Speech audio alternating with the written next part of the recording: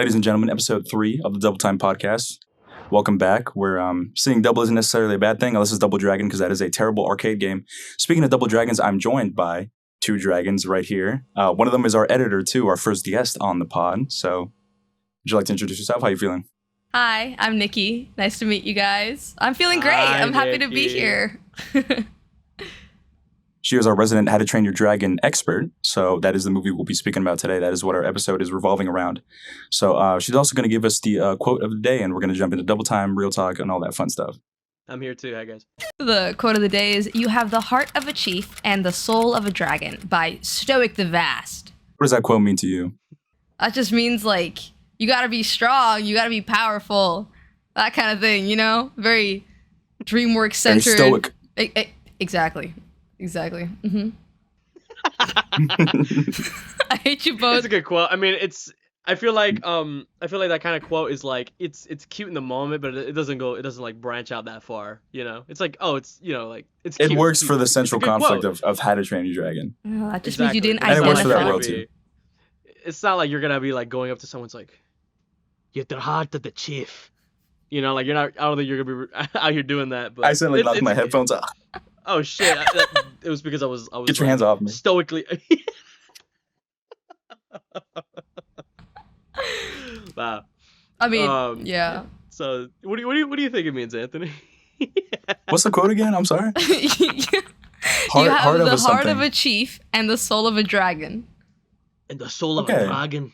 So, Yeah. I mean, it revolves around the central conflict. Like, he is strong, but not in the way the Vikings want him to be strong. What are you doing? I'm like going based off how you're talking. It's like it's a central conflict of the film. It's like He's Please. strong in the ways that the Vikings don't want him to be strong. It's just like Superman. You could punch planets, but his real greatest superpower is the kindness in his heart. and So the catching fact cats. that Hiccup is kind, he's nice, he does not want to kill dragons is a different kind of strength than like beating them head on like what Stoic does. Yeah, oh yeah. That's Compassion. It's a lot better than what I was saying.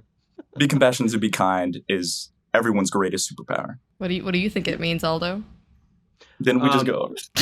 I mean, no, I was what I was saying was like I'll just say it again real quick. Like it's the way he says it. It's like it's a good quote for the movie. It's not like you're gonna be out going that saying that to somebody else. You know what I mean? Yeah, but I it's mean, a good yeah. quote because it means literally what Anthony said. You know, it just works really well in the movie because like you know it's the dragon captain chief. You know whatever. Yeah. Viking Stoic. Speaking of saying, Nikki, you're gonna be saying a whole bunch of shit. 'Cause I'm gonna ask questions. Okay, I'm ready. I'm ready. You guys remember double time? Nikki, you remember how double time works? Explain it to me once more, please. We got 5 minutes on the clock, and we're going to bombard you with a bunch of questions. And if you answer them Yeah. wrong, a dragon will blow up your house. Lovely. I love that. All right, cool. 5 minutes start right now. Okay, what's your favorite slice of life anime? Wait, I'm not ready. Okay. 5 minutes. Does Orange count as a slice of life anime? I don't watch anime, so I'll say that is. We'll count it. Yeah. I know which What- one it is. We'll Thank count you. it. Oh, okay. Mob Psycho's the best answer, by the way. What's the first movie you think of with an amazing score? Like classical or more modern? What's the first Any? one you think of that has a good score? Ugh. Wait, let me go in my letterbox. Wait. Four Man, minutes these and 30 5, we should have put 10 minutes on the timer. seconds. Yeah, cooked. Like musical scores? Yes, Yes, not like Oh! ratings. Bro. She's thinking like review ratings. Oh, Yeah, like, come on, man. Any Ghibli film has great scores. Also, Kung Fu Panda 3 has a really good score. I mean, that's like Next question, thank you. Ah! Okay, go. What movie do you think needs more appreciation? Ride Your Wave. It's an anime movie. I love that movie. Never heard of it. All right, next one. You suck. Can you do a backflip?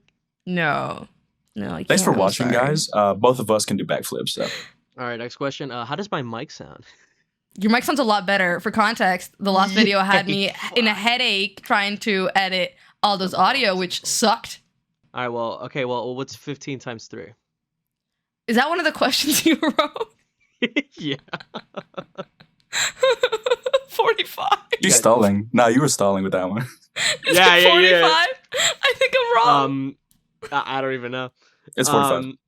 Oh, okay, cool. I'm just. Yeah. I'm the All right. I'm the math expert. What was the last time you saw How to Train Your Dragon? The last time, December, I watched it on a trip. Is there an anime or show you want to see but you haven't? Oh yeah. Okay, don't hate me. Okay, I have not watched JoJo's. I thought that was the name of the anime. The Don't Hate Me. It would have been. Yeah. Don't hate me the time I turned into a dragon and blew my house. Congratulations, you completed all the questions, so you're fine. How much time was left? She had 2 minutes left actually. All right, so Wow. we're gonna lower the time. We're gonna 3 lower minutes. it to 3 minutes now. 3 Are you minutes. kidding me? I don't know how much Yeah. I'm supposed to talk about these things. I can. That was just the test burner. That was just the engine starting. Now we gotta. That was our warm up. This is just for you to ramp up. This is for you to ramp up the Oh! speed with your questions now. Okay, go. My turn. Okay. Let me know when you got 3 minutes on the clock, right? Yes. Actually, hold on 1 second. 1 second. No. Our editor here, friend of ours, Nicole, tried to clock me for using the definition of a word. She said I used it wrong, which I did not. There's 2 definitions to that word. What word? The word being synonymous. You said I used the primary definition. There's a secondary definition. So I did use it correctly. I don't even remember this conversation. I mean, me neither. I don't really think about it. But like, question number 1, what's the definition of synonymous? I'm just kidding. Are you kidding me? I'm kidding. Your favorite animated trilogy? Or it could be any trilogy. Any trilogy? Yeah, we'll open it up. I mean, like the original Star Wars is great. Not like fully think, but like the 3 original ones. Valid. It's a good answer. Very quickly, what would your dragon look like if you had a dragon in the universe? Oh, okay. No, I can go about this in a while. So there was this dragon that was on the actual game, a tidbit. If you guys ever played the How to Train Your Dragon game, School of Dragons, it's this ginormous head of a dragon just with teeth, glossy eyes, and the body's like really thin. All right. That's what I want. That's my dragon. It's called Does it fly? Screaming. I think it's called the Screaming Death. I think it's got little wings on the middle. Kind of like the basking shark looking. Yeah. It's It's that one. Oh, that's in the original movie when he's reading the book, Screaming Dead. Yeah. Oh, come on, man. Next question. Next question. Any dreams or aspirations you may have? I would love to make my own video game. I'm actually in the process of doing that because I was studied with Aldo actually at University for Animation. That's how I met these 2 fools. Yeah. But yeah, I would love to do that. And I would also love to work in the art market. So yeah, those are my dreams and aspirations. Woohoo. Oh yeah. Visuals Yeah. or sound? Which was like more important. Yeah, which one sticks with you more? Like it would be like cinematography or like the music? 60 seconds. Music. The music. Sure, Because they're you can both- they're have both good like choices. the thing is that you can have like a super retro game where the graphics aren't really that good, and then the Yeah. sound makes it. It's like what happened with Undertale, things like that. What movie can you credit for getting you into animation? Ooh, Nausicaa Valley of the Wind. Nice. That is It a slaps. I can talk about that good one for a choice. fat minute. favorite Yeah. movie ending before we run out of time. Favorite movie ending? 30 seconds. Like in a good way or like most distraught type. Favorite of all time, the one you like the most. House Moving Castle, yeah, but that's basic. That's my favorite movie in general. So go on. I'd also think that the ending to Me Before You is also great. Next question before we run out of time. Why are you so excited for Superman? Movie of the year, movie of the summer. you- James okay. Gunn, July 11th. 5 seconds left to say the answer. For No, it's okay. context, I don't know anything about Superman, but Anthony's trying to make me watch the movie. So, what am I most excited about? Yeah. I don't know anything about The Superman. fact that you're gonna watch it. Yeah. Yeah. That I'm gonna watch a movie about Superman for the first time in my life. Why are we pointing? Because we got real talk. Nikki, point. There you go. Yeah. Oh my god. Whoa. Oh, my body's moving. How cool that fluid animation was. Who did that, guys? Oh my god. He's really good. So today's topic, today's movie, today's real talk. It's about How to Train Your Dragon, the live action adaptation, ladies and gentlemen. Woo! I'll Goodness. go We last. just saw it. You go last, yeah, I because go last. he's got I got things to say. So Nikki's gonna go first. I'm gonna go second, and Anthony's gonna go last. I'm gonna go first. You're the guest. I What mean, did you like- What did you think? What did you think? I was actually very pleased with the remake. Since we've been seeing a lot of remakes come out of different movies, specifically Disney, a lot of remakes from Disney coming out, they have not been doing that well. So I've been sort of disappointed in a lot of the stories being adapted into where it goes off the plot or the characters are very different from the original ones, etc. So I was really happy at how loyal this film actually stayed to the original film. The casting, I think, was actually really nice. And vocally, every character was spot on, except Gobber a bit, but that's just different. That's like really hard to match. There's a lot of things that I was just super pleased with. I was talking to Aldo about it when we left the movie, that the adaptation from Before the podcast episode? it was brief. It was a sentence. Sorry. That's fine. Okay, so the adaptation from the animated dragons to the live action dragons was really nice. I was kind of concerned that they would change completely the stylistic designs of the dragons. There was a bit of, I don't know what the acting terminology is about that, but some scenes with call response where I think that one character is saying their line and another one responds really quickly without giving it enough time for the moment to be appreciated. I'd say there's a scene with Gobber talking to Hiccup, and it's that first scene where he's like, oh, less of this, and Hiccup's like, oh, well, thanks, like just really quickly. I think that it should have, because in the animated film it hit him more. That's like, okay, I'm not appreciated, I was just told this. Also the scene with Stoic and Hiccup talking, when he gets really mad at him after like in front of the whole village. Was that in front of the whole village in the original animated film? I don't remember it being in front of the whole village. I think every time Stoic got mad at Hiccup, it was there were always like private moments. Exactly. So it was interesting to see that lines like, oh, the village, is in need of a little less feeding. Like that line, it was said in private, with like father-son relationship, and now Hiccup's just dissing the whole town, and everyone's behind him like, bro, what the heck, that kind of thing was like, okay, sure. Let's see. They stayed loyal to the soundtrack. I'm happy about that. In some places. Yeah, I know. I think Anthony's going to talk about that a little later, so I'm a bit concerned. No.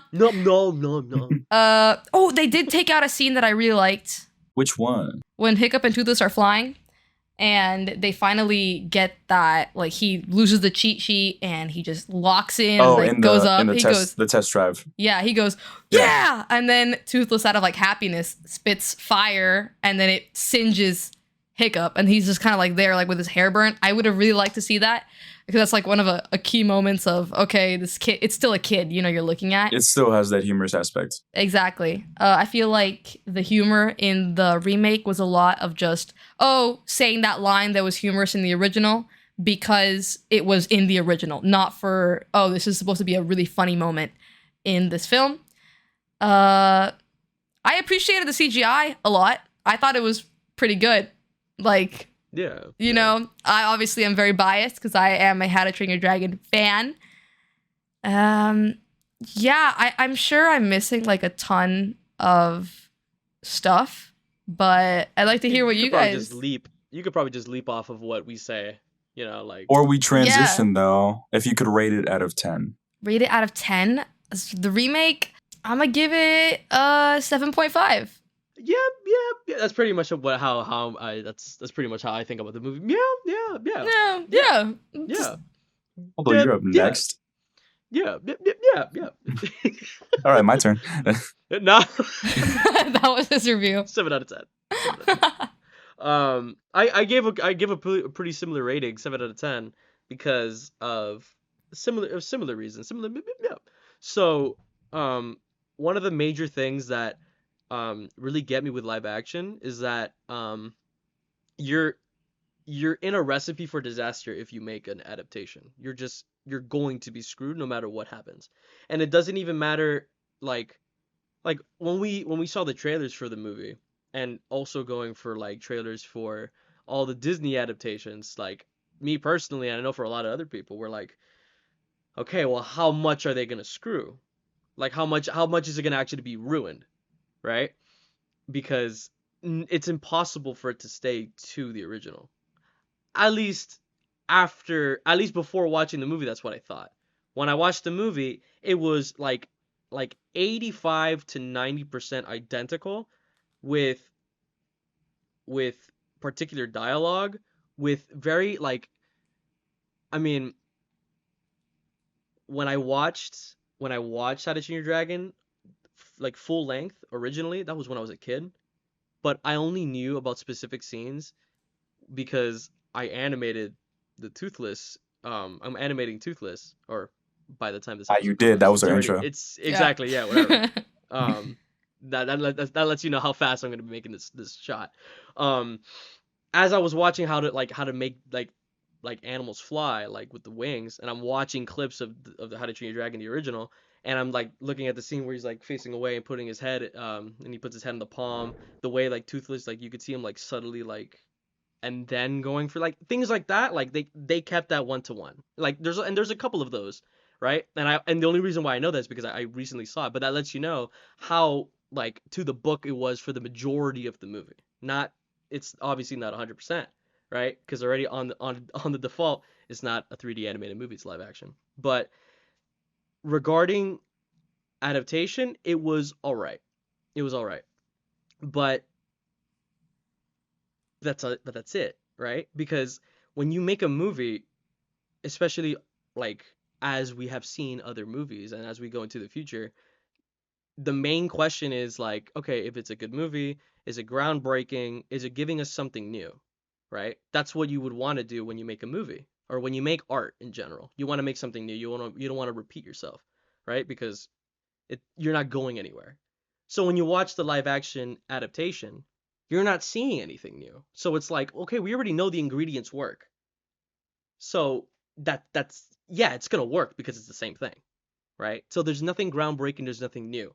And that's why like, because and it doesn't, and it's not the same thing with like for example Alien Romulus, which is using the same ingredients from the original movies, keeping it 1-to-1 with how things behaved and how it looked, the soundtrack, but it was a different story overall. It had similar tropes from the original, but it wasn't the same story, right? Like that's what's interesting. So I liked Alien Romulus for that because it wasn't the same thing. Had the same ingredients, but they like switched it up a little bit, maybe like a different type of seasoning. But in this movie, because it was 1-to-1, yeah, it's great, but that's it.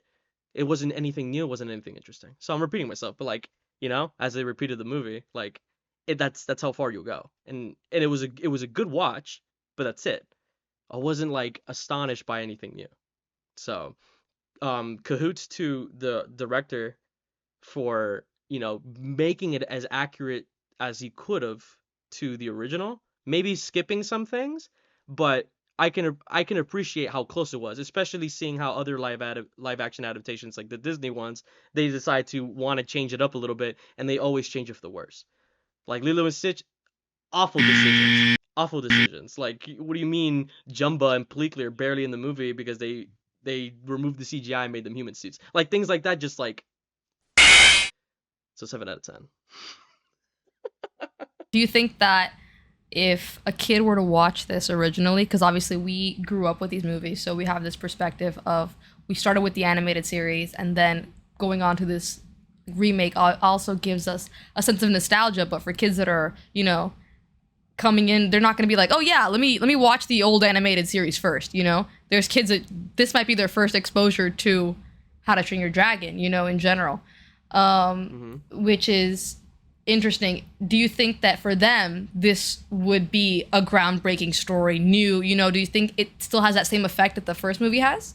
If this is the first movie they see, yeah, sure.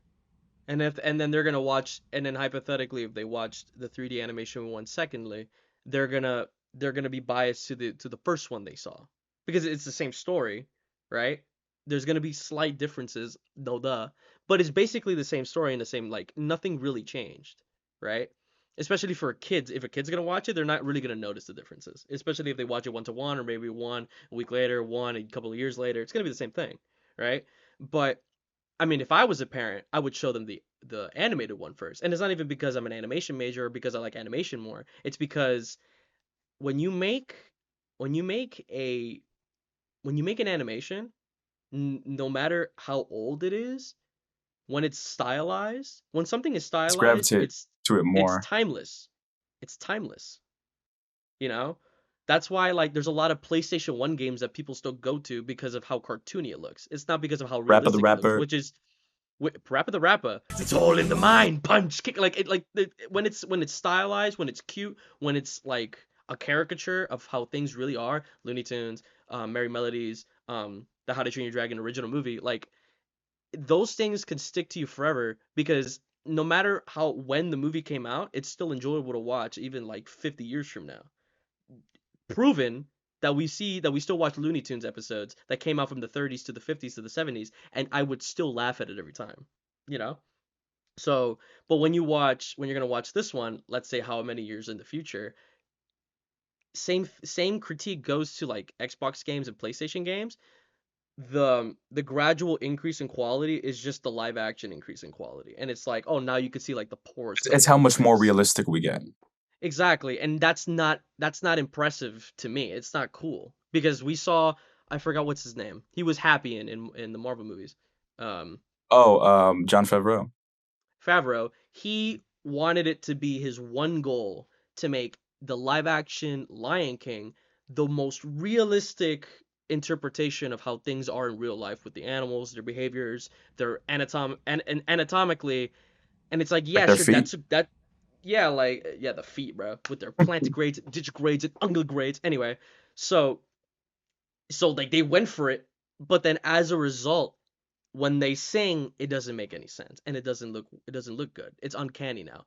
When Narnia made a lion talk, they didn't care about how accurate the lion would speak because lions can't do this. And they didn't care. So when the Narnia lion talks, it's convincing to me. When the Lion King, when they're singing Lion King, and they're going to, because they don't have the musculature to make those vocal sounds, it looks like crap. I've always wanted a brava. It does not work. I'm sorry. So Yeah. But when you go to the animated film, it's so much better. I agree. It's timeless. Yeah. That's my long. I'm gonna answer the question too. I'm gonna answer shortly though. What was the question again? Rephrase it. I'll answer it very fast. So what it boiled down to was, do you think that this movie would be equally as groundbreaking? Because I remember that I mentioned to both of you that this was like one of my holy grails when I was a little kid. To a little kid who watched it now, or would, like, as a parent, prefer showing the animated series over this remake? I watched movies as a kid. I remember one of my fondest memories, well, I wouldn't call it fond, but I was terrified of the Green Goblin as a kid. So live action movies like Transformers and stuff scared me. So I can see kids being scared of like the dragons and how they look. I feel like what Aldo mentioned, and one of the advantages of animated movies, especially like cartoons and things like that, like kids just naturally gravitate towards the brighter colors and the fun figures. And I feel like it'd be easier for them to watch the animated movie as opposed to the live action one. I feel like it might be a little scary at some times, but it depends on the age of the kid, and it obviously depends on their maturity and whatnot. But I feel like it'd be better to introduce them to the animated one too, as opposed to the live action one. Do you really think it would be scary? That's interesting. It's an interesting. I was scared of some things as a kid. I was scared of the Cat in the Hat movie. I was scared of the Grinch movie. There was a lot of silly things that are silly nowadays. That's scary, but in a creepy way. Like a big monster roaring and shooting fire. Like I feel like it could be scary for a kid. I don't know. I mean, it's an interesting conversation. I was scared of Transformers too. I love Transformers. They're dope now. But as a kid, I was so like these big robotic figures, these big creatures that don't existing. That's essentially what got me. That's interesting because I was never scared of things like that. The only thing that would like. Neither. What would scare me, because I brought it up recently. As a kid, I'm not gonna lie. Well, yeah, because I love the Cat in the Hat live action. That's like that's like the best thing ever. Green Goblin from the first Spider-Man movie was terrifying. I was so scared. Huh. I'm trying to remember what age, but I guess I feel like it depends because I was scared of. You were not. The thing is that our generation was really raised with some wicked things. Like when you look at Courage the Cowardly Dog, or Flapjack, you know, you have really weird things that we were raised on. Cartoons. The Alice in Wonderland live action movie. That one was funky. Out of anything I could think of, that movie terrified me. And I remember specifically on my way to school, and we were listening to the radio and they were talking about the movie that just came out, and they were like, "Yeah, this movie was interesting because it was very much not like the Disney cartoon. This movie is for kids 10 and older." And I was 9 at the time, so I'm like, I told you, Mom! I wasn't supposed to watch the movie! I was terrified! No, I man, mean, that's Alice just in a cat Wonderland. I and was scared of yeah. Alice in Wonderland as a kid. I wasn't. Like I thought it was cool. I thought it was funky. The cartoon one. Yeah, No, I was I'm scared of talking the about cartoon one. the cartoon. Okay, I feel like it just depends. To be honest with you, It's okay. Do you guys know what Spiderwick Chronicles is? I Spiderwick was Chronicles. just We gonna just say mentioned that it the other too. day. We were mentioning it the other day because we were gonna watch live action. That Spiderwick was is scary. Spiderwick is scary. I loved. The I little wasn't scared the at little all. goblin with the suit and everything. Yeah, the one that wants like salt or something. Yeah, exactly. They would make the salt barriers and that would like burn them, but then they were also like That was scary. they'd fight them with tomato paste. I remember being a kid and looking at that and not being scared at all, going home like and start making the tomato concoction. Like ready to I'm like, put me in, coach, put me in. I feel like it depends because I don't think everyone would go home and start doing that. I don't know. I grew up with like really strong visual things. I mean, with my older brothers and my dad, like I'd watch things like Men in Black when I was like 6, Yeah. you know? So those are not I think that's why I'm scared of roaches, like hardcore. You want to know a funny story? Yeah. Me, usually when I hang out with Aldo, there's a lot of times where I just stay super late and we're just tired. We're laughing. We're having so much fun. We were finishing Attack on Titan. We also have this thing wherever we kill a roach, like we play Attack on Titan music, whatever. That's besides the point. We pretend like we're Titans. There was one time where we were watching something until very late at night. It's time for me to go.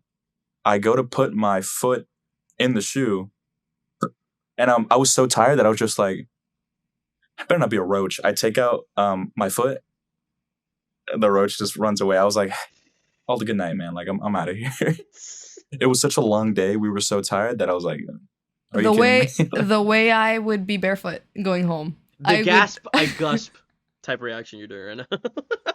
We would be visited by a lot. Aldo has a very nice home, a very clean home. It just so happened that there would be a few roaches. Let's put that out there. There's just vegetation everywhere. It's like, nice. It's not his fault. We live in a tropical climate, so that's the thing. Although every time we did encounter a roach, we would always pretend like we were like Titans from Attack on Titan. So we'd put the music first. We would let the roach. Wait, like which one? Like the first opening music? You See Me Girl. I think that's what it's called. The You See Me Girl. You See Me Big Girl. You know, that one, and then I was just like, it was really funny. Like it's we've killed at 100%. least 3 roaches that way, 3 or 4. Wait, Yeah, but you guys don't use in the raid? span of like 3 years. Come on, man. Nah, What? sandalia, bro. Chancleta. El chancletoso. Here's advice to the future generation, to the future parents. This is advice. If you're scared of bugs and you show that to your brand new toddler baby, that you're scared of bugs, that baby is going to be mortified of those things. So you sit down and you put on a Bug's Life. Exactly. You gotta play Bug's Life. Make it so that they're not scary. So then they'll kill it for you. Come on, man. Wait, so what? They're just gonna be the kids are just gonna be scared of like grasshoppers? Grasshoppers are scary in A Bug's Life. I mean, I wasn't scared of them. I was scared of the bird. Yeah, but you were scared of That Transformers. scared me. Like The bird scared me.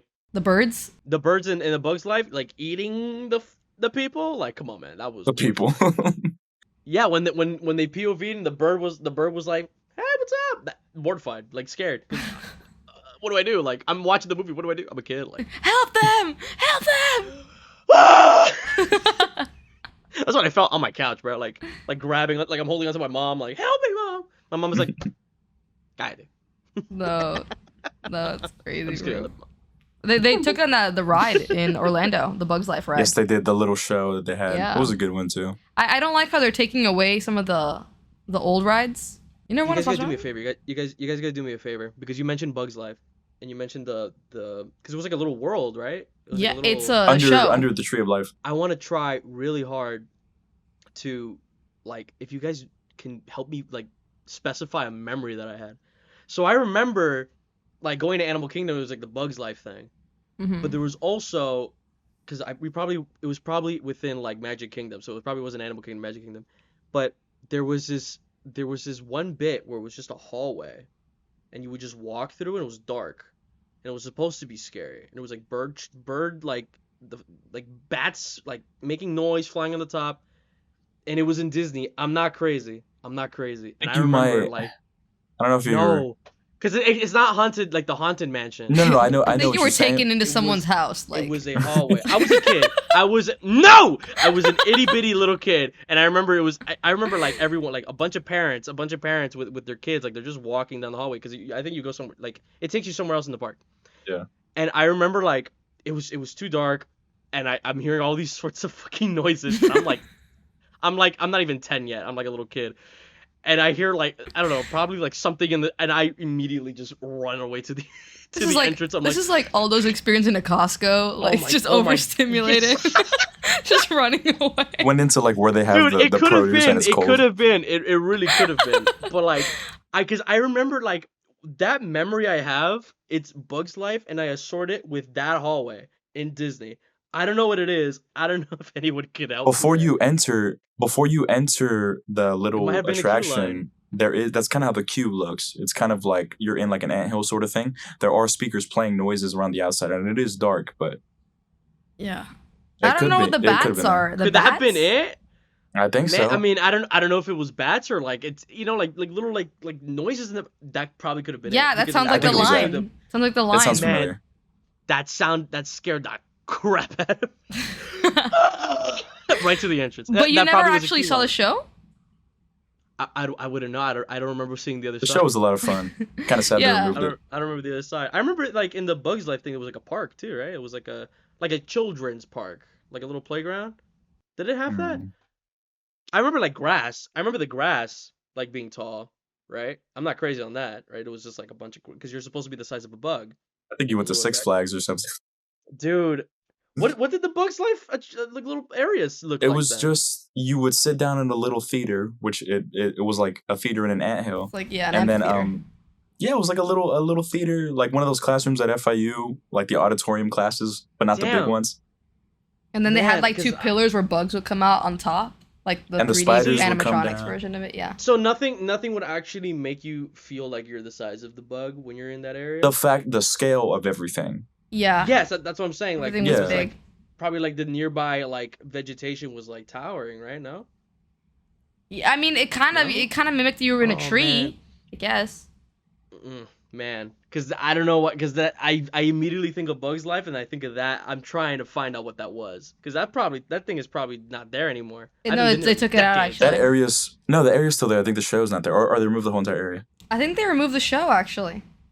The show they did, but did they So remove the long, whole so it's area? like I'm not it's like a very sure. small memory. I think they're making it something else. I'm just like, since we were talking about remakes and stuff like that, the Stitch ride was also removed. Whoops! I said we were gonna keep it short, but we went on a tangent of Bugs Life. I mean, it's fine. I'm editing it, so you know. No, it's cool because everyone's gonna hear about the very specific memory that I have. That it's probably like someone's house or something. My review will come soon, guys. Oh wow, that was wow. Dude, where do I start? Start with the thing that upsetted you the most, man. Okay, I have a way to segue into that. Okay, we spoke about this is generic. This is not necessarily movie talk, but about the fact that for me personally, I don't understand the genesis of a live action remake. I don't understand the point of it. People say it's anti-art. I kind of see that sentiment a little bit. Because I try to think about it, like, am I being too harsh? Like, can it exist? But I just feel like after watching this one, I didn't really see the point in this movie existing just because we have the animated movies and there's not much direction you could take. You could either do a lot of changes, you have the liberty of changing the movie, people are not going to like it because you changed the movie so much, or you keep it exactly the same and people are not going to like it because you remade the same movie, and what's the point of having the same movie remade if you could just revisit the source material? So you're stuck in this box, just like reviewing it. I'm stuck in a box. Just like making a movie, you're also stuck in a box. There's no direction you could really take. So I spoke to Aldo very briefly, just like how you guys spoke. My sentence was, there was one pivotal moment of the movie I was waiting for, and if they fumble this, then I'm out. And it did take me out. I don't want to say it ruined the experience, but I saw that they fumbled it, and I was like, man, I can't believe they let me down like this. I expected so much more, and they really let me down. To be fair, my expectations for the movie were like, I really didn't have any. And I was still somehow very disappointed. So, John Powell, love you. You become a household name for me. You're up there with Hans Zimmer only because you guys have collabed early in his career. Jason Bourne, Rio 2, The Lorax, and you've made the Kung Fu Panda track You made the Kung Fu Panda soundtrack with Hans Zimmer. John Powell knows how to make music. John Powell knows how to compose movie soundtracks. Test Drive. I can credit Test Drive for being the movie soundtrack that got me into movie soundtracks. Now I can talk about them like there's nobody's business. It's thanks to that particular song in 2010 when I saw this movie for the first time. I felt emotion like no other. Like movie soundtracks, I would never feel anything for them. Like it was just okay. Music has to exist in a movie, and then I heard Test Drive for the first time, and then movie soundtracks became synonymous with the story. So Test Drive was one of the first songs that they released when they were kind of doing marketing for the movie. They released the album. All the other songs were blanked out, and then they had Test Drive. But they renamed it. They renamed it to Test Driving Toothless, which I'll get into. There's an issue with that too, and I'll get into that.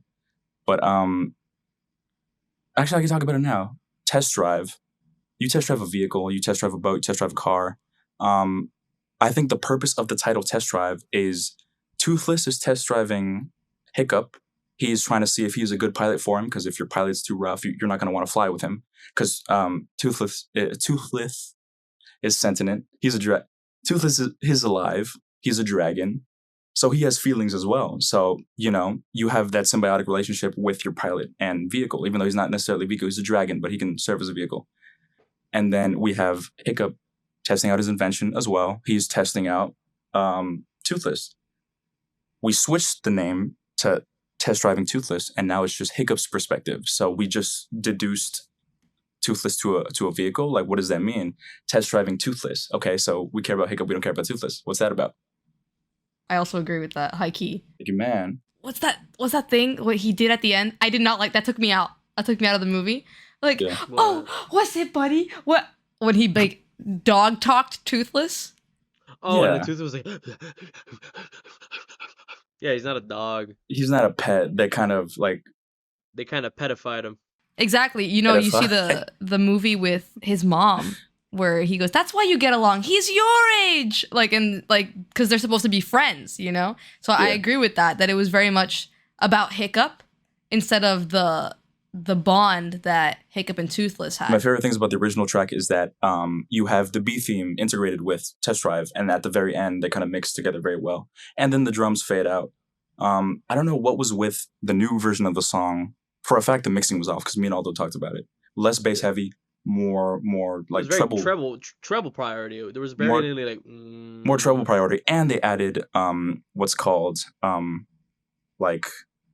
it's not a trailer hit, but in movie trailers, that doom doom doom sound, they added those. There were no bagpipes, which I was listening out for, and I love the use of bagpipes in this score in general. The original movie had a lot of it.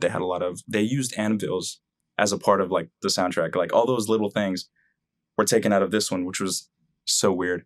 The way the like I said, the B theme and then the Test Drive theme kind of unify at the end symbolizes how they unified. They were apart. They had to grow closer. And then the Test Drive was that pivotal moment in the movie where they became friends. They trusted each other. They had to, because if not, someone would have gotten hurt. Someone would have died. This song it's a big song too. I don't know why it sounded the way it did. 12 horns for reference, 60 strings. It's a lot of instruments. 12 horns, for comparison, Alan Silvestri's Avengers theme, 4 horns. And that one already sounds pretty grand. But think about it, that's only 4 horns. 12 French horns, 60 strings, a bunch of other instruments, and it didn't sound as grand as it should have. 12 horns, a lot of horns, 12 French horns, and then all the other instruments. And I think my basis of my argument for this movie is I feel like Test Driving Toothless speaks volume. I'm sorry. Yeah, continue. Yeah, I'm sorry. Test Driving Toothless can, I think, be used as a metaphor for how live action remakes just you try to make something new or you try to upgrade something, you end up messing up the mixing, you end up making it a little inconsistent. Maybe you take out some parts, you add some new parts. They added that ethereal part where they kind of they stall and they start falling. And I remember, Nikki, seeing you just go Which part? Oh yeah, that section. It took me out. It took me out of it because you have such a hype, wonderful masterpiece, and then you shoved something in it that was completely against it. Yeah, I was like, oh no, And Yeah. even when it came back to the song, it wasn't right. Like it still wasn't right. It lost its magic then and there, and I think the way it ends, it doesn't. The way the original song ends so much better. It lets the drums kind of fade out, and I think that to me symbolizes them landing from a very high place after this big like emotional song, and then the drums are kind of fading, and that's us landing, as opposed to just like one big hit, which is just like sounds like a rough landing to me. And then it was such like a jarring transition. What's that? Da da da da. And then And it ends all on the same note. yeah. So I think things like that were very important. I think it speaks to like the quality of this remake. There was another thing that I mentioned to Aldo. I'm like, Aldo, I'm willing to bet money on this.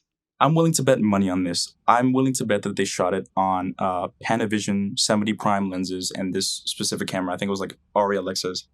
Please look it up for me. I'm willing to bet money on it. He starts laughing. I'm like, Aldo, what's so funny? I'm tapping. They shot it on prime 70 lenses. It's a very like clean, it's a very uniform look when I feel like we're in this sort of fantasy world. We're in this sort of like, we got dragons and Vikings and there's so many other looks we could go.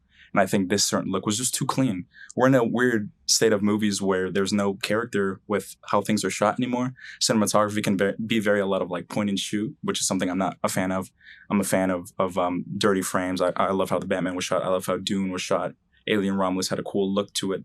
But the set can only take you so far because they did build practical sets. I'll give them points for the practical filmmaking, practical effects, the costumes. They built sets, gives you that palpable feeling, gives you that tangibility, like you can be there and touch it. But then again, shooting with this visual style, it gives me the idea that like, okay, they're gonna go cut and then they're gonna walk off and then you're gonna see them like at the lunch table dressed as Vikings. It takes you out of it. It took me out of it. I wasn't able to be fully immersed in the world of Berk like I wish I could have been. Just because I could tell we're either shooting on a soundstage, we're shooting, I don't think they used volume, but for sure they used IMAX sound stages. We're shooting on blue screen. I could tell when things were blue screen. Obviously you have to use these effects, but you have to use them in a way that is immersive. And there's a lot of movies that do CGI so incredibly well. It's like, wow, like damn, I'm really there. And then you can mix practical and CGI in a way that's like, okay, I couldn't tell. It was such a seamless transition. I couldn't tell. So like an example of that is you could build kind of like the torso of the dragon and then they're actually sitting on something. You make a rig like how they did with the sandworms in Dune. Those shits don't exist. But they made it look so. They made a rig and then he's riding the thing and it's shaking and they have fans blowing sand. He's essentially there when he's not, because you can't get there. But they did shoot on, I think it was Chile where they shot in the deserts. Bro, like, you're basically on planet Arrakis. Same thing with like Andor, for example. Lord of the Rings, Andor did a great job because like and Star Wars, like that shit don't exist. That shit not real. It looks real. Star Wars. It looks real. It was because it was from a long time ago. It's a galaxy far, far away. Yeah. So, because I was thinking, I'm like, can you really like? Is there a way to integrate all these effects to make it look real? Vikings is not that hard to pull off, and for me, it did give me that look. And you can make the argument that it is a kids' movie.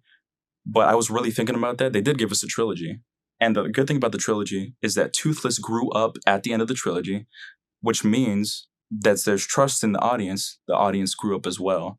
So now the audience that watched the original movies, they are grown now too. So they should have grown as well. So it shouldn't have had that look. I think we could have made a little bit more mature choices due to the fact that we are now grown.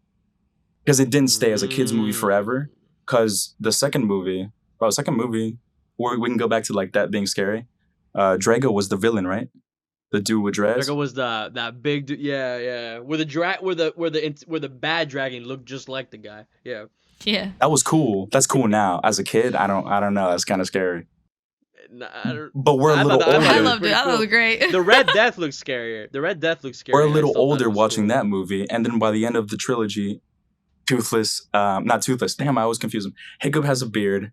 He has a beard and a child. So we are grown. We see our hero grown. And then I feel like now, 2025, we are now tremendo grown. That was 10 years ago. Super grown. That was 10 plus years ago. I feel like they should have made choices that reflected the growth that we've gone through as well. So yeah. I mean, at the end of the day, why did you create this remake? You're trying to capitalize on nostalgia. That's what that is. That's what this whole process of this is. So I do agree with you in that sense. I just, if you were to, let's say if you were the one that was filming this, how would you have translated that? How would you have made the changes in this movie to be like recreate that magic for us now that we're older. I mean, what year did the original movie come out?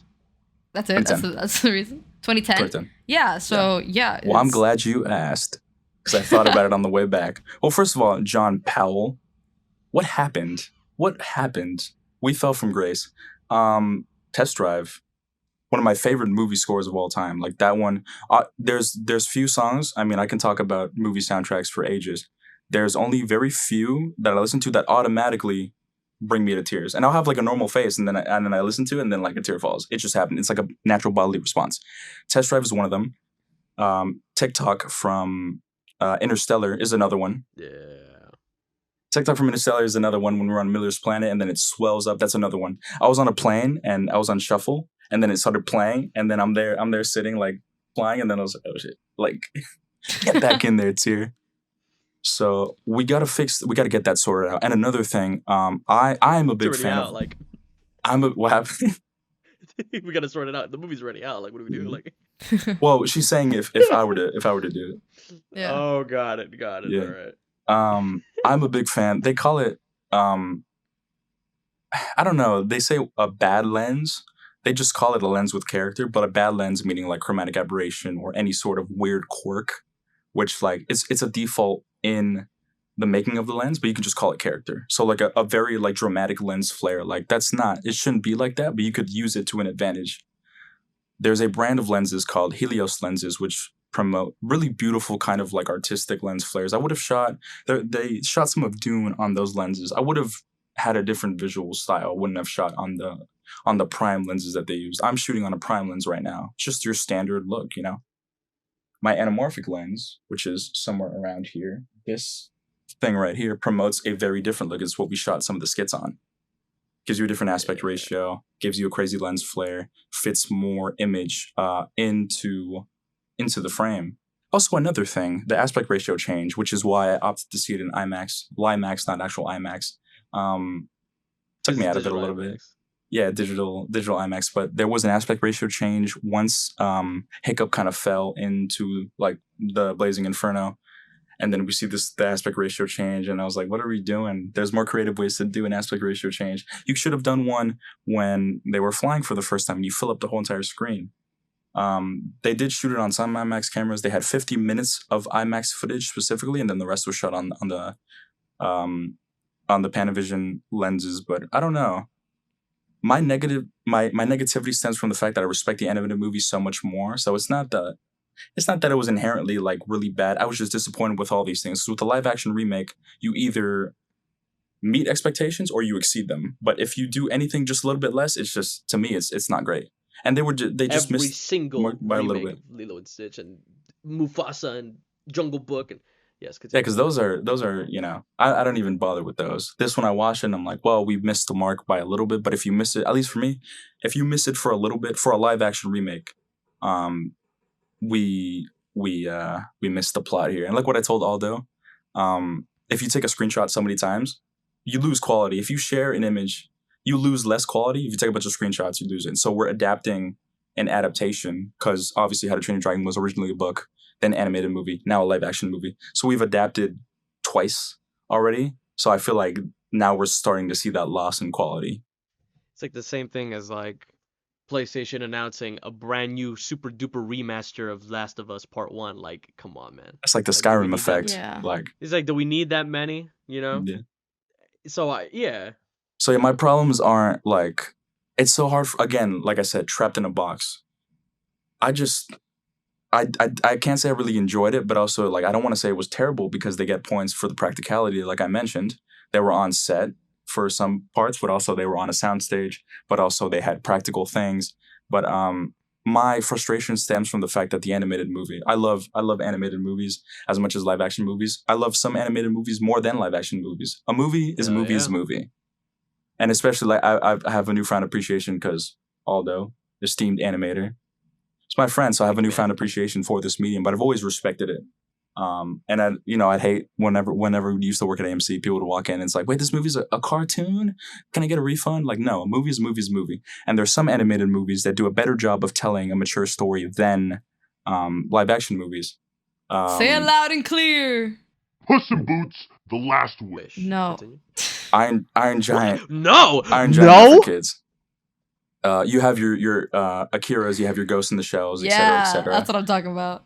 Yeah, great Puss in medium Boots. for storytelling, and you have the I'm gonna advantage talk to of the you fact right now. I'm gonna talk that to you it's right now. animated. I'm gonna wrap up and then I'll ref you guys fighting. Oh yeah, you have an advantage with animated movies in the fact that you don't have to be tied down. We have a fascination with the ethereal realm because we exist in this realm. Like what's real is real and what's not, it's just not going to be real. So we see dragons and they look real, but we know they're not. But in How to Train Your Dragon, we don't have to suspend our disbelief because we know they're not real, and neither is anything else. So we're in between, and it's such a weird place with live action remake. So I don't think I can. I gave it a rating on Letterboxd, and if I would rate it, I would rate it half for the practicality, and then the other half would be the frustration I brought. So it would be like a 5 because I'm giving them credit for what they did do, but also I feel like what they didn't do, we just kind of meet in the middle. So that's all I gotta say. I've gone on long enough. To summarize, for those who skipped, probably I'm just kidding. to summarize, we all think about the same movie, and we all like our reactions to the movie are pretty much the same reasons. She likes it because it's pretty much identical to the movie. I think it's all right because it's identical to the movie, and Anthony doesn't like it because they tried making it identical to the movie and it didn't work. It's like almost like if we all said the same thing. Here's the It's just thing, that, like I opinion. understand the people that did like it because it's identical. Like I could see both sides. I'm just on the opposite side. No, exactly. No, and I'm in the middle because Yeah. like how I said, it's identical. Obviously, with the faults that you're saying, it's a live action. You already lost points for me, but it's identical. So like the material made it successful already, which is why like within 48 hours, Yeah. the movie got $200 million in the box office or whatever it was. It was already gonna work. Also because it's not Disney. Like Yeah. man, I can go for a long time to what Disney is. I hate Disney so much. My goodness, I can't. It's gotta calm down. It's gotta calm down.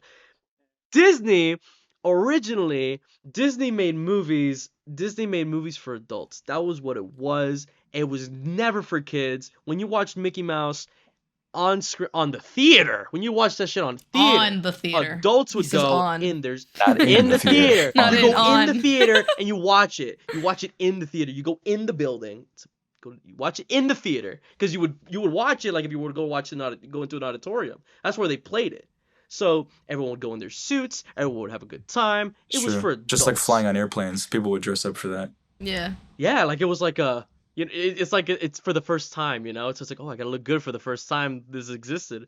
Only up until the 50s did people think that cartoons were for kids because when all the animation studios were like, we gotta shorten the budget because we need to make it a weekly episode. Then that's when they went with the Flintstones, the Jetsons, Scooby-Doo, Hanna-Barbera, Thank You Man. They lost their budget. You could notice the difference when you watch Tom and Jerry when they first came out. All the beautiful backgrounds, more frames, everything was different. Once you got to the 50s, once you got to television, it's all right. Chuck Jones did some of the Tom and Jerry episodes with the one where Tom had like really big eyebrows and he like starts the episode going meow. You know what I'm talking about. I do. I know what you're talking about. Thank you, man. So like, but then because of how jarring the colors were and how terrible the budget was, adults would go then and say, this isn't for kids. I mean, this isn't for adults. The only kids could tolerate this jarring colors. So I feel like Disney right now, like they don't even go for an audience anymore. They go for their previous success. They're a nothing company right now to me. When they made the Lilo and Stitch and everything else, I could talk again about forever about how terrible Lilo and Stitch is as a movie. It was so close. We were right there. To those who didn't like the live action, we were right there. Lilo and Stitch was the make or break for live action movies. But then everybody had to see it because they're blindly going, "Oh my God, it's Lilo! I love Lilo." That's not what. If you really love Lilo and Stitch, they had a very successful opening weekend. If you really love Lilo and Stitch, you wouldn't watch garbage because you would force them monetarily to make something good. They would have to pivot because obviously the live action isn't working. Exactly, but this was their make and break. But then after the success, they were like, you know what? after the success of this movie, I think we just need to improve on our direction, which means because Lilo and Stitch went really far off the original plot. They lost the plot. They literally lost the plot, right? So we just gotta figure out what stories to tell. Oh man, I feel like they're gonna get extra comfortable with spreading off from original material. That's horrifying, because that's what's making money. Oh my Weird. goodness. So Oh weird. my goodness. Weird Which is reality. why I can appreciate the How to Train Your Dragon more, because How to Train Your Dragon actually kept a lot of it the same. They didn't go for anything different. So it's like I can appreciate that. I can appreciate and that I because understand. like I everyone is can messing see things why up. people like that. I understand it too. But objectively, Yeah. it's nothing new. So like that's why it's like a C. It's like a whatever. Yeah. It's a No, whatever I film. completely understand that. Yeah. Like I so can it's see. like, man, This is not that situation where it's like, no, you're wrong. No, I understand that. we need more risk. Yeah. Films need more risk. Lilo and Stitch was a risk film. All right. The original one, yeah. I think the last remake that I was like, I want to see that remake again, was the Cinderella remake. Which was the first one? Cinderella was the first one. Yeah, I like Which made me that realize was how many they've made. no, they've made a lot. They've made let's look it down. They've made Beauty and the Beast. Cinderella, Beauty and the Beast, Cinderella, Snow Beauty White and the now, Beast. right? Does Into the Woods count? Was that Disney? That wasn't. It wasn't originally a Disney animated movie. I don't think it was Okay. Disney, was it? Because that I one think was it really was. far off. Like there was like heels getting cut off and like Yeah, I don't know. a medley. I don't know if that's I remember Disney. that one. What else? Cinderella, Beauty and the Beast, Jungle Aurora, Book. which is Maleficent. Aurora, that's right. Yes. Jungle Sleeping Book. Beauty. Ariel. Yes. Little Mermaid, Snow White, Aladdin. Oh, Aladdin. Yeah. Lion King. Winnie the Pooh. I mean, Winnie the Pooh wasn't Christopher a remake. It was Robin, like yeah. It was like Christopher Robin. Yeah. That was his own movie. Yeah. That was different. That was different. I could say it was. that like, one actually wasn't was- even that bad, to be honest with you. Yeah, because it was the motherfucker grew up. Like it's a different. Yeah. You know. Yeah. And that's my favorite movie. Winnie the Pooh's my favorite movie. Sorry. Oh, continue. like the remake, the Christopher Robin the one? original, the Oh, original my one. God. That's my favorite movie. That's the only movie that made me cry. That's a good movie. I love that movie. You haven't seen Finding it's- Dory. I did see Finding Dory. Fender was good. Her dad, I credit the dad's hairline. It's so impressive how they could give fish and hairline. Like, come on. Yeah. No, it's true. I think no, but Cinderella I think was the remake that I was like, I want to watch that again. Weirdly, this one doesn't inspire, and I love How to Train Your Dragon. Like, I love How to Train Your Dragon, but it's one thing that I don't know if this is not a remake that I'm like, oh yeah, I want to rewatch this remake. You know what I mean? Like, there are some films that you're like, oh, I need to rewatch this. Yeah. I was pleased. Like, I was fully pleased. I was like, yeah, okay, cool. But it's not like, oh yeah, I can't wait for the next one. You know, it's like, it didn't inspire that for me. Don't get me started on that one. How are they going to adapt that one? By making it look like a Hallmark film. Which- Because that was basically a complaint you had because the lens they shot in, or the camera Hallmark that they movie. shot in. Just Yeah, the, it was like- such a, like It a, looked like a set. It wasn't convincing enough to be Burke. it was too clean of a look. I agree with that, though. I think No, because like realistically, like all the characters in the original movie, they didn't have much dirt on them. They were still clean kept the entire movie, but like again, like, the adaptation, like it doesn't work that way. But keep going. there are some things you can do in animation, and there's other things you can do in film. Yeah. And again, I don't know as much about lenses or shots and stuff like that, like Anthony knows. But there were it's weird. The shots that I appreciated the most in the film, there's like 3. There's when they're fighting in the war, close-ups of the equipment that they're using. I was like, I like that. Or when they have the silhouette of Hiccup running from the dragon in the beginning, that was a good shot for me, you know? But other than that, I didn't feel like shots had the magic that they had translated from the animated film. Yeah, I would say like you can, since we're in like this new realm, we're in real life, you have to find a way to make it look animated aside from the CGI and the practical stuff which you mentioned. And the way you do that is with the characteristics of the lens. The lens can dictate the story, it could give you that artistic choices you want. Instead of just like I said, like I just set up my camera, put in my lens, boom. It's a very like clean look, aside from the depth of field that I have going on. But I'll let you do something. I didn't do nothing, bro. I'm just hanging out in my ticker once. You know what I'm saying? No, What do you think about I'm tickers? listening to Tickers are wonderful Anthony. things. I'm listening to Anthony, and Aldo's on top, like that. Dude, I'm looking at myself right now. I'm sorry. I'm like beautiful in my coat. This lens is wildly different than the one I'm shooting on. Big time. I mean, I had it in and you saw that I was compressed, but that's because in post you stretch it out. You fit more image in this one, even though this is a different focal length. There's so many things that you could take into it. But like I was saying, Helios lenses, which are old vintage lenses, which have so much character. They shot some of the flashback Dune sequences on them. Beautiful. I mean, absolutely love Greg Fraser. I almost forgot his name. One of my favorite cinematographers, one of the best working cinematographers of all time. So you can add a lot of character. He did Dune, he did The Batman, he did Rogue One. Great stuff. Yeah. Just so you guys can know at home who we're talking about right now. But yeah, like think of The Batman, like that.